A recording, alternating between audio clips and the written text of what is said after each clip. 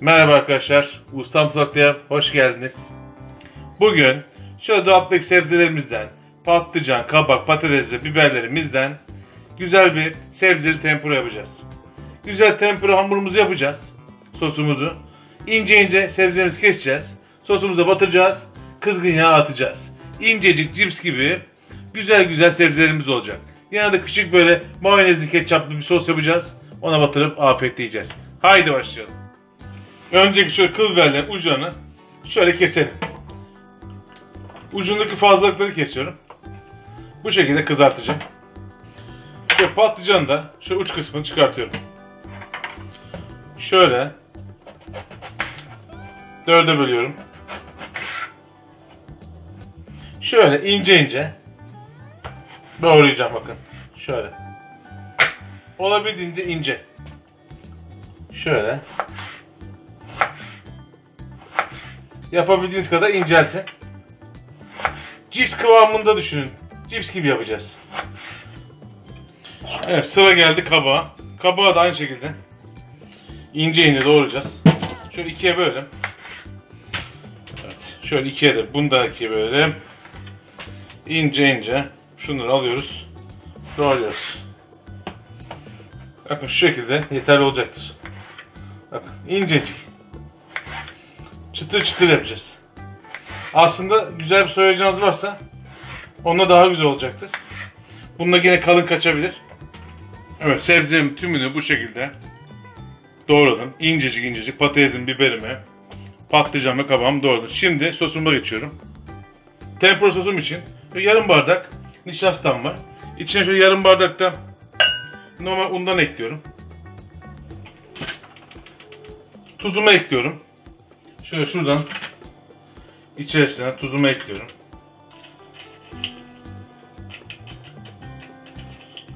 Şöyle bir tatlı kaşığı gelecek şekilde ekledim. Sonra içine şöyle yine bir tatlı kaşığı kadar karbonatımı ekliyorum. Siz soda ekleyebilirsiniz isterseniz. Ben soda eklemiyorum. Karbonat ekliyorum. Şu içerisine bir bardak suyumu alıyorum. Yavaş ekliyorum. Önce bir kıvamına bakalım. Mayonez kıvamı elde etmeye çalışacağım. Şimdi içerisine bir tane şöyle yumurta kırıyorum. Şöyle köy yumurtası, hem de süper köy yumurtam vardı. Bir tane köy yumurtası kırdım. Hem biraz tutacak, biraz da renk verecek. Evet, tempura unum tamamdı. Kıvam tam istediğim gibi oldu. Mayonezin biraz da sulu halini düşünün. O şekilde oldu. Bir bardaktan biraz az un ve nişasta koydum. İçerisine bir yumurta kırdım, tuzunu koydum. Ve bu şekilde iyice karıştırdım. Bakın kıvam bu. Şöyle akıyor. Yoğun ve kıvamlı bir şekilde. Ve burada yapışıyor bakın. Kaşıkta yapışık kalıyor. Evet, şimdi kızartma işlemine geçelim. Yağımızı kızdıralım. Sebzelerimizi unumuza bulayıp kızartmaya başlayalım. Evet, önceki patlıcanlarımızı şöyle sosumuza bir daldıralım bakalım. Bir deneme yapalım. Bakın şöyle. Sosumu şöyle daldırıyorum. Bakın sosum üstünden süzülüyor ama patlıcana yapışmış durumda. Bu şekilde istiyorum, bakın süzülüyor. Patlıcanı alıp yapışmış durumda.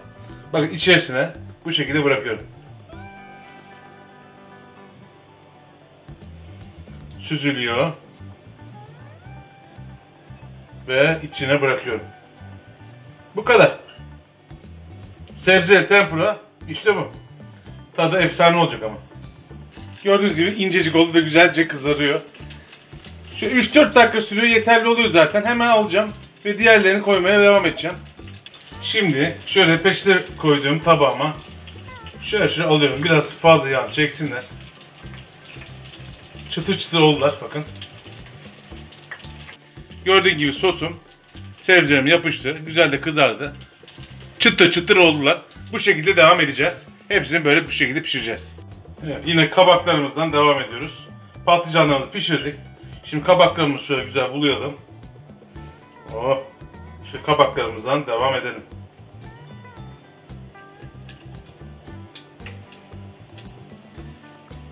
Evde hangi sebze varsa hepsinden yapabilirsiniz. İnce kesmeniz önemli. Yani cips kıvamında olması yeterli olacaktır. Brokoliyi bile yapabilirsiniz. Yeter ki kalın yapacağınız sebzeleri önceden biraz haşlayın. Kızarmasına yardımcı olun. O şekilde de olacaktır. Evet, tüm sebzelerimizi, kabağımızı, patlıcanımızı, patatesimizi, biberlerimizi güzel tempura sosumuzu buladık. Kızgın yağda kızarttık. Gördüğünüz gibi süper gözüküyorlar.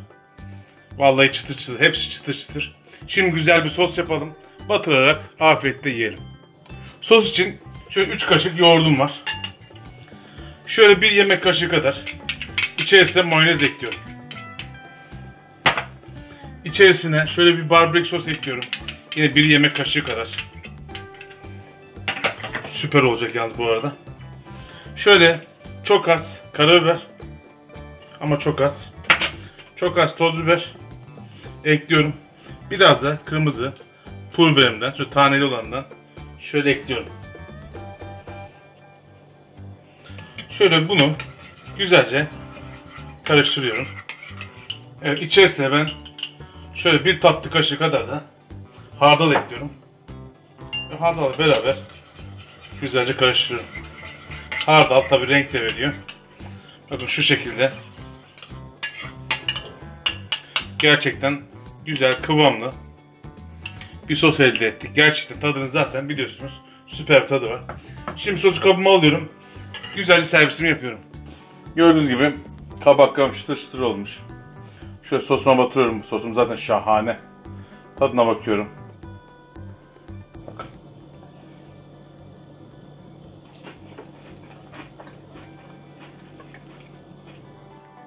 Şöyle patlıcanlarımdan da bakıyorum. Gerçekten mükemmel oldu.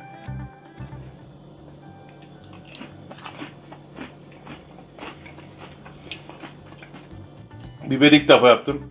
Biber de şahane oldu. Şöyle biberden de bir tadına bakalım. Hepsi güzel oldu. Herkese şimdiden afiyet olsun. Bir dahaki tariflerde görüşmek üzere. Hoşça kalın.